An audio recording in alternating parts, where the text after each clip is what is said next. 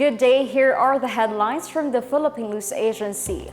Our starting point, the Philippines has clinched another medal in the Paris Olympics. President Ferdinand R. Marcos Jr. hailed Filipino boxer Aira Villegas for securing a bronze medal in the Summer Games, calling her an inspiration to young Filipinos.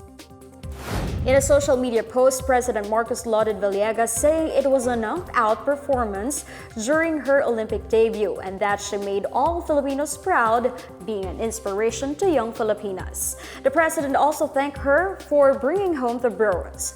First Lady Liza Araneta Marcos also congratulated Villegas, saying that her performance demonstrated the strength and capability of Filipino women. Villegas concluded her Olympic journey with a bronze medal after a unanimous decision loss to Turkey's Bueznaz Jakrolu in the women's 50-kilogram semifinals early Wednesday. This bronze medal marks the Philippines' third medal in the sporting event, following gymnast Carlos Yulo's double gold medal performance in men's gymnastics. The entire boxing event had shifted to the Roland Garros Stadium in downtown Paris. President Ferdinand R. Marcos Jr. ordered to adjust the government's target of building 6 million housing units by the end of his term in 2028. In a Facebook post, Marcos said he directed concerned agencies to adjust housing targets based on need and demand. He said this is to ensure the success and sustainability of the 4PH or Pambansang Pamahay para sa Pilipino program, as well as assess the government's capacity to provide guarantees and subsidies in its social development programs. The president met with the officials of the Department of Human Settlements and Urban Development at Malacanang Palace in Manila on Tuesday. This after the DHSUD sought to ensure sovereign guarantee to implement the 4PH program last June. The DHSUD aimed to increase confidence and support from government financial institutions for the 4PH and attract the participation of private financial partners. DHSUD Secretary Jose Rizalino Acuzar said the government slashed by half its target for 4PH program to just 3 million units from the original 6 million units. The Department of Justice has assured a thorough investigation into the Bataan oil spill to hold accountable those responsible for the disaster.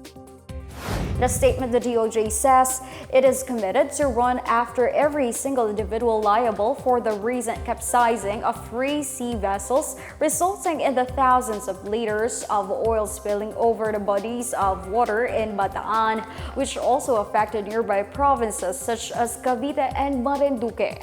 Likewise, the DOJ vows to run after not only the owners and personnel of the sunken MT Terra Nova and the 2 other troubled vessels, but authorities as well who approved their seaworthiness despite the very evident red flags. The DOJ also says it will not only file cases but also assist local government units in compensating affected fisher folks and residents. Meanwhile, the Cavite provincial government is seeking millions of pesos in compensation from the owners of MTKR Terra Nova due to the impact of the oil leak on residents' livelihoods. Governor John Vic Remulla said it needs more than 10 million pesos a day, which is equivalent to the daily wage of 350 pesos for residents whose livelihood depends on the sea's condition. He assured the 31,000 affected fisher folks that they will be compensated in due time, as the validation process will take at least 3 months. Remulla met with representatives of MTKR Terra Nova and the International Oil Pollution Compensation Fund. The Philippines is closely monitoring the situation of Filipinos in Israel, Lebanon, and Iran as tensions rise following the assassination of Hamas political chief Ismail Haniyeh in Iran last week. The Department of Foreign Affairs said they are keeping Filipinos in the region abreast of the developments as well as potential emergencies. Manila previously raised Alert Level 3 in Lebanon and urged Filipinos to voluntarily evacuate amid a possible escalation of conflicts. Undersecretary for Migration Eduardo Jose de Vega, however, said most Filipinos choose to stay in Lebanon. He, however, assures the Philippine government is ready to assist those who need repatriation. About 11,291 Filipinos currently live in Lebanon, excluding illegal migrants. Haniyeh was assassinated in an airstrike at the Iranian capital Tehran on July 31. Tehran and Hamas has blamed the attack on Israel. The Iranian government has since warned of retaliation, sparking fears that the Iran-backed Hezbollah in Lebanon and its allies will get involved and escalate conflicts.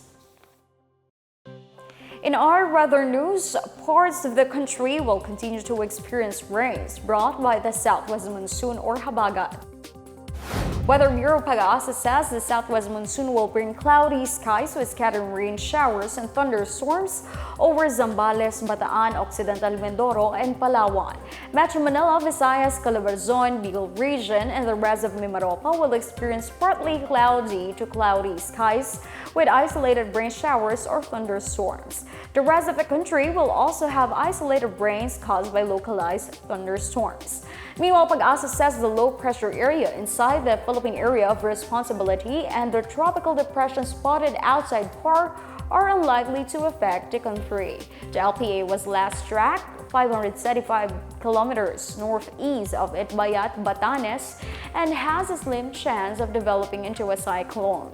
A tropical depression had also developed 2,005 kilometers northeast of extreme northern Luzon, staying almost stationary with maximum sustained winds of 55 kilometers per hour and gustiness of up to 70 kilometers per hour. Pag-asa said this tropical depression is forecasted to head towards Japan and is not enhancing the southwest monsoon.